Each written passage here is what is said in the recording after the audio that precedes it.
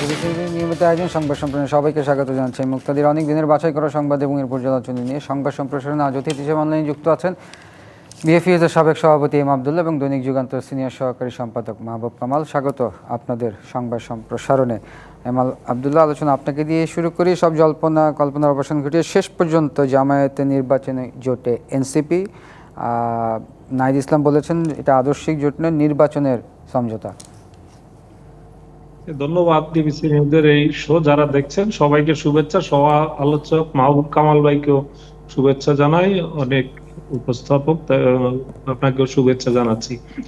দেখুন, এটা কিন্তু বেশ কদিন যাবতই আলোচনায় ছিল এবং এটাই হওয়ার কথা জানা যাচ্ছিল যে এনসিপি শেষ পর্যন্ত জামাতের জোটে যাচ্ছে। জামাতের অনেক আগেই জামাত 8 দলীয় একটি জোট করে তারা বিভিন্ন কর্মসূচি পালন করছিল। এর মধ্যে তারা মূলত জুলাই সনদ বাস্তবায়নকে কেন্দ্র করে এই জোটটি নিয়ে মাঠে নেমেছিল। পরবর্তীতে সেটি নির্বাচনী জোটের রূপ দেওয়ার তারা চেষ্টা করছিল। তারা এই জোট সম্প্রসারণের জন্য প্রাণপণ চেষ্টা করছিল এবং সেক্ষেত্রে এনসিপি কে এবং এলডিপি কে তারা যুক্ত করার মধ্য দিয়ে নতুন করে এক ধরনের তারা বলা যায় একটু চমকই দেখালো। তো এই জায়গাটাতে এনসিপির জামাত জোটে যুক্ত হওয়া এবং এলডিপির, বিশেষ করে আমি যদি বলি এলডিপির কর্নেল অলি আহমেদ বীর বিক্রম, যিনি শহীদ রাষ্ট্রপতি জিয়াউর রহমানের ঘনিষ্ঠ সহচরদের একজন, তাকে জামাত তাদের নির্বাচনী জোটে ভিড়িয়ে এক ধরনের বার্তা দেওয়ার চেষ্টা করেছে।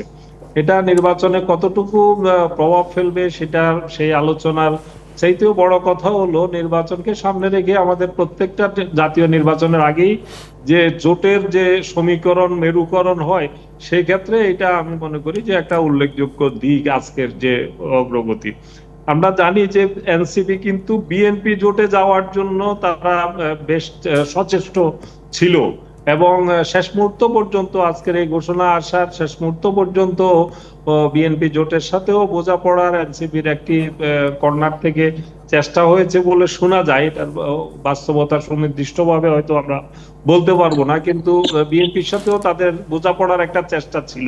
কিন্তু নির্বাচনী জোটের সবচেয়ে বড় সমস্যা যেটা, সেটা হচ্ছে যে আসন যে বিন্যাস, আসন ভাগাভাগির হিসাব নিকাশে হয়তো বিএনপির সাথে বোঝাপড়াটা সেভাবে হয়ে না উঠায় জামাতের সাথে শেষ পর্যন্ত গিয়েছে। এবং আগামী একদিন, মানে আমরা আগামীকালের কথা বলতে পারি, আগামীকাল শেষ দিন মনোনয়নপত্র দাখিলের, যদি মনোনয়নপত্র দাখিলের সময় বৃদ্ধি না করে, শোনা যাচ্ছে যে 2-1 দিন বাড়ানো হতে পারে। যদি বাড়ানো না হয় তাহলে আগামীকালই এই জোটের যে হিসাব নিকাশ সেটা অনেকটাই আরো পরিষ্কার হয়ে যাবে।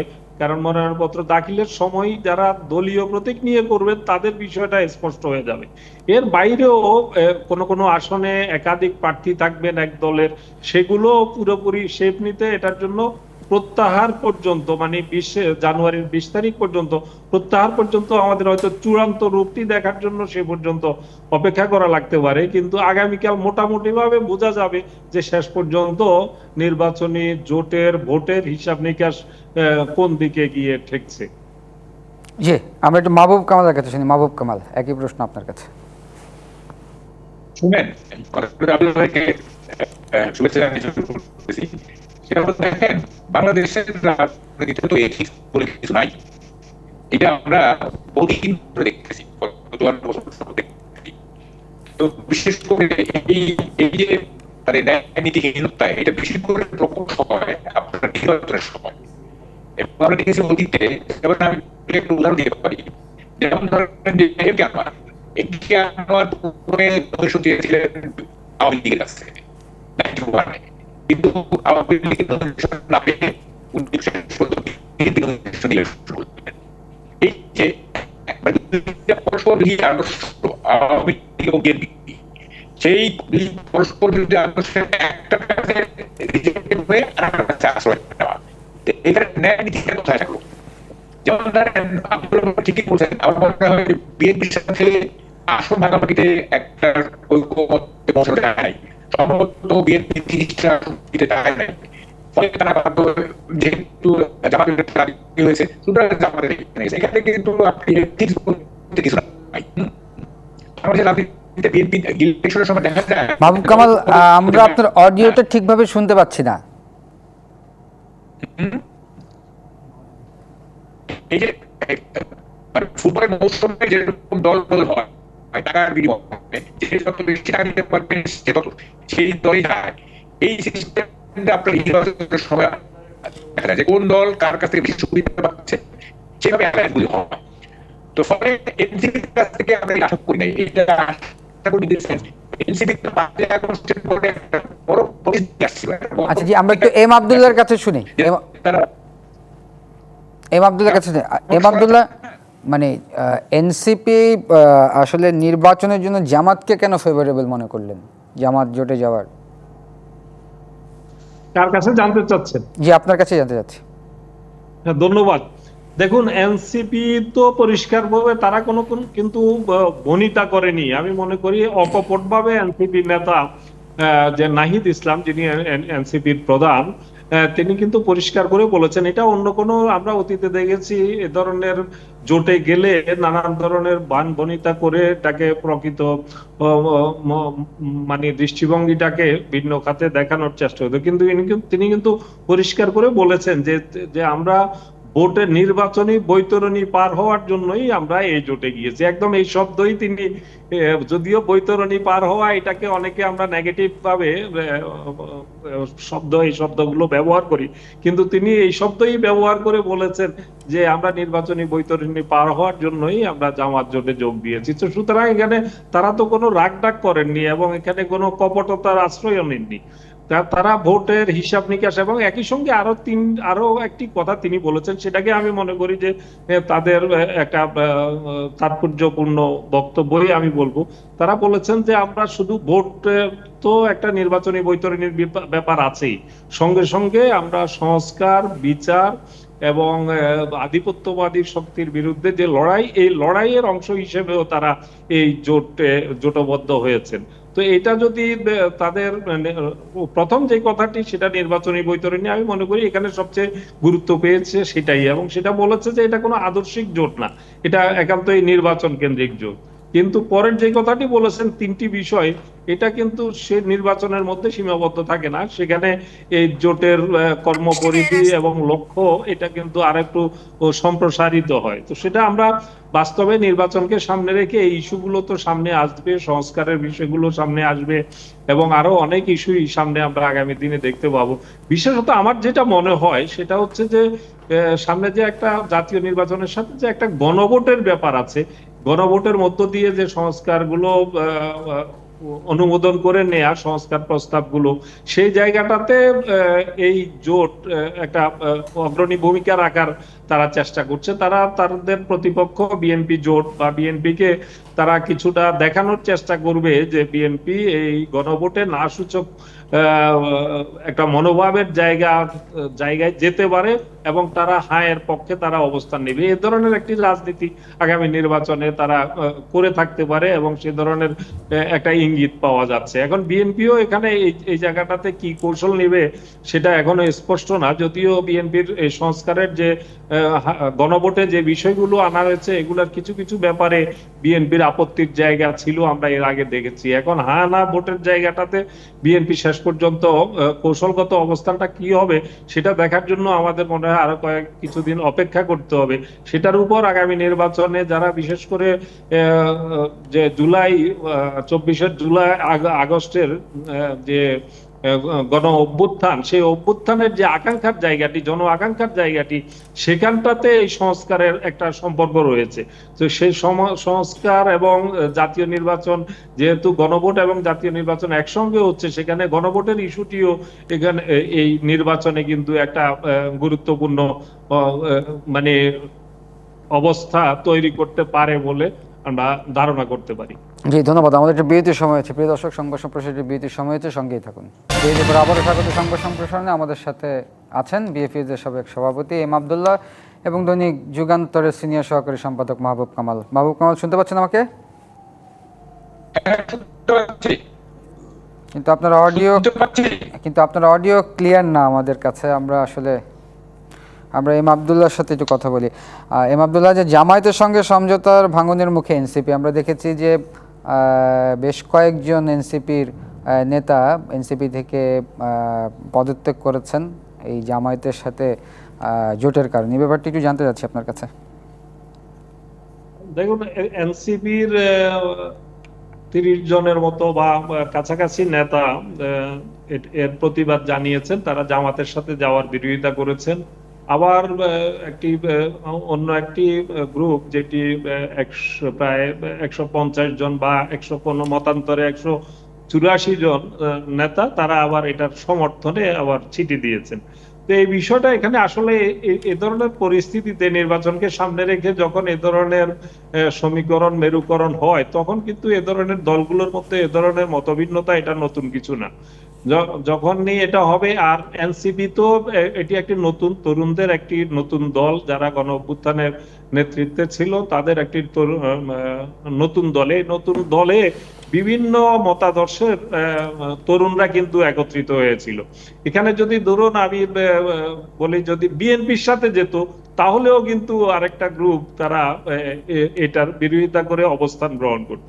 তো এই ধরনের অবস্থানটা হওয়া এটা কোনো অস্বাভাবিক কিছু না। নাহিদ ইসলাম এই প্রশ্নের উত্তরে যেমনটি বলেছেন, তিনি বলেছেন যে এখানে 170 জন পক্ষে, যেটা আপনার স্ক্রিনে আমি দেখতে পাচ্ছি, 30 জন বিরুদ্ধে ছিলেন এবং 170 জন পক্ষে অবস্থান নিয়েছেন। তো সেই জায়গাটাতে সংখ্যাগরিষ্ঠতার ভিত্তিতে তারা এই সিদ্ধান্ত নিয়েছেন বলে নাহিদ ইসলাম জানিয়েছেন। আরেকটি বিষয় আপনাকে স্মরণ রাখতে হবে, যে আপনি যেটা আগে প্রশ্ন করেছিলেন যে কেন জামাতকে বেছে নিল। জামাতকে বেছে নেওয়ার আরেকটা যুক্তিসঙ্গত কারণ হচ্ছে, বিএনপির পক্ষে এনসিপি কে এতগুলো আসনে ছাড় দেয়া সম্ভব ছিল না।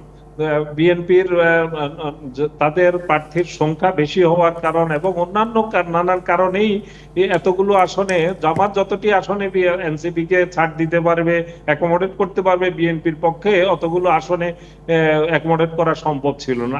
আরো একটি বিষয় এখানে আলোচনা হয়েছে, সেই বিষয়টি হচ্ছে যে এনসিপি বা যারা জামাতের সাথে যাচ্ছে, তাদের কাছে একটা যুক্তি আছে, যুক্তি দাঁড় করাচ্ছে যে তারা বিএনপির সাথে যদি জোট করা হয়, তাদের সাথে বিলীন হয়ে যেতে হবে, বিএনপি দল ভেঙে গিয়ে বিএনপির মার্কা নিয়ে করতে হবে এবং স্বকীয় অবস্থান নিয়ে করার সুযোগ করলে সেখানে সুবিধা করা যাবে না। কারণ বিএনপির জোটে ঢুকে যদি ভিন্ন প্রতীক নিয়ে নির্বাচন করে, তাহলে বিএনপির কমান্ড থেকে যে বলা হবে যে প্রার্থীকে ভোট দেওয়ার জন্য, সেটা বহুলাংশে সেটার বিচ্যুতির জায়গা তৈরি হতে পারে। সেই কমান্ড কতটা কাজ করবে এবং সেখানে যদি বিদ্রোহী প্রার্থী হয়ে যায়, সেক্ষেত্রে কতটা এটার সুফল পাওয়া যাবে, এটা নিয়ে তাদের মধ্যে এক ধরনের সংশয় আছে। কিন্তু জামাতের ব্যাপারে তাদের আস্থার জায়গা হলো যে জামাত যেহেতু একটা ক্যাডার ভিত্তিক আদর্শিক দল, এখানে যাদের ব্যাপারে যেভাবে নির্দেশ দেওয়া হবে, হয়তো সেভাবেই এটার ফিডব্যাকটা আসবে। এইসব নানান হিসাব নিকাশ, মূল কথা হচ্ছে যে ভোটের বাজারে যেখানে সুবিধাজনক অবস্থান সেটাই বেছে নিয়েছেন বা বেছে নিচ্ছেন, এটাই হচ্ছে বাস্তবতা। আমরা দেখেছি বিএনপির সাথে যারা গেছেন, তারা অনেকেই তারা নিজস্ব প্রতীক নিয়ে নির্বাচন করার ঝুঁকি নেন নাই, তারা হয় দল বিলুপ্ত করেছেন, না হলে দল থেকে পদত্যাগ করে গিয়ে যোগদান করেছেন। এর কারণ একটাই, যে সেখানে দলের ধানের শীষ ছাড়া অন্য কোনো প্রতীক নিয়ে বিএনপির সমর্থন পেলেও সেখানে ভোট পাওয়ার সম্ভাবনাটা অনেকটাই অনিশ্চিত। এই ধরনের হিসাব নিকাশ তো এখানে কাজ করছে। এসব মিলিয়েই আমার ধারণা যে তারা জামাত জোটে যাওয়ার সিদ্ধান্ত নিয়েছে। জি, এম আব্দুল্লাহ, আপনি জেনে থাকবেন যে ভোটার তালিকায় তারেক রহমান লড়বেন ঢাকা 17 থেকে, প্রথম অফিস করলেন গুলশান কার্যালয়। আমার কাছে মনে হয়েছে এটা খুবই জুৎসই সিদ্ধান্ত হয়েছে। তারেক রহমান যে ক্যান্টনমেন্টের যে আসনটি, আমরা জানি যে শহীদ রাষ্ট্রপতি জিয়াউর রহমানের প্রায় 40 বছরেরও বেশি সময়ের স্মৃতি ছিল সেই ক্যান্টনমেন্টের বাড়িতে, শহীদ মইনুল রোডের সেই ক্যান্টনমেন্টের বাড়িতে, এবং যথার্থভাবে তাদের এখন বর্তমান যে ঠিকানা সেটাও গুলশানে। তো সুতরাং তিনি এই ঢাকার একটি রাজধানীর একটি আসন থেকে তিনি এই নির্বাচন করবেন, এটা খুবই প্রত্যাশিত এবং এটাতে কোনো অবাক হওয়ার কিছু নাই। এই আসনটি বরং জেপির যে আন্দালিব পার্থক্যে দেয়ার যখন আলোচনা হয়েছিল, তখনই আমাদের কাছে মনে হয়েছিল এটা কতটা এই সিদ্ধান্ত নেওয়া ঠিক হচ্ছে। এখন যে সিদ্ধান্ত নিয়েছে, আমি মনে করি এটা যথার্থ সিদ্ধান্ত নিয়েছেন এবং এই আসনে আশা করি তিনি শক্ত ক্যান্ডিডেট হিসেবেই এবং সেখানে নির্বাচনে প্রতিদ্বন্দ্বিতা করবেন। এখানে বাকি তার প্রতিদ্বন্দ্বী কে হবেন এই মুহূর্তে আমি ঠিক বলতে পারছি না। আমি মনে করি যদি শক্ত প্রতিপক্ষ না থাকে তিনি এসে গেলেই এখানে সংসদ সদস্য নির্বাচিত হতে পারবেন। জি জি, মাহবুব কামাল, আপনি কি আমাদের শুনতে পাচ্ছেন? হ্যাঁ, আমি শুনতে পাচ্ছি। আমি শুনতে পাচ্ছি। আমরা আপনার অডিও এখনো ক্লিয়ার পাচ্ছি না। এম আবদুল্লাহ, আপনার কাছে শেষ একটি প্রশ্ন। তারেক রহমান আসলেন দেশে, রাজনীতিতে এখন নতুন মেরুকরণ হবে বা হচ্ছে, এই নিয়ে একটু জানতে চাচ্ছি। দেখুন, তারেক রহমান দেশে আসার পরে তিনি যেদিন দেশে আসলেন 25শে ডিসেম্বর, সেদিন তিনি একটা বলা যায় বাংলাদেশের রাজনীতিতে একটা অবিস্মরণীয় একটি সমাবেশের মধ্য দিয়ে, স্মরণকালের বৃহত্তম একটি সমাবেশের মধ্য দিয়ে এবং একটি ভিন্নতর পরিবেশ সৃষ্টির মধ্য দিয়ে তিনি সগৌরবে দেশে ফিরেছেন প্রায় 17 বছরেরও বেশি সময় পর। তো এটা প্রত্যাশিতই ছিল। যখন ফ্যাসিবাদী, পতিত ফ্যাসিবাদী প্রধানমন্ত্রী তাকে তুচ্ছ তাচ্ছিল্য করে প্রায় বলতেন যে তাকে ধরে আনা হবে, তাকে সাজা দিয়ে রাখা হয়, তার মাথার উপর সাজা ঝুলিয়ে রেখে প্রায় হুমকি দিতেন এবং তুচ্ছ তাচ্ছিল্য করতেন যে সাহস থাকলে দেশে আয়, এই সব অত্যন্ত অসভ্য ভাষায় তাকে এ ধরনের আক্রমণ করতেন। কিন্তু ইতিহাস বড়ই নির্মম। আমরা দেখলাম যে এমন এক সময় তারেক রহমান সগৌরবে দেশে ফিরলেন যখন সেই ফ্যাসিবাদী প্রধানমন্ত্রী তিনি দেশেই থাকতে পারছেন না, সে একটি প্রতিবেশী দেশে গিয়ে আশ্রিত অবস্থায় আছেন। তো সুতরাং তার এই আগমনের মধ্য দিয়ে বিএনপির মধ্যে যে নতুন করে প্রাণ চাঞ্চল্য সৃষ্টি হয়েছে, বিএনপি নেতা কর্মীদের মধ্যে যে নতুন করে একটা জাগরণের মতো তৈরি হয়েছে, তো এটা মোকাবেলার জন্য তার প্রতিপক্ষ রাজনৈতিক দল জামাত ইসলামীর নিশ্চয়ই তাদের হাতে একটা কৌশল গ্রহণ প্রয়োজন ছিল তাদের হয়তো।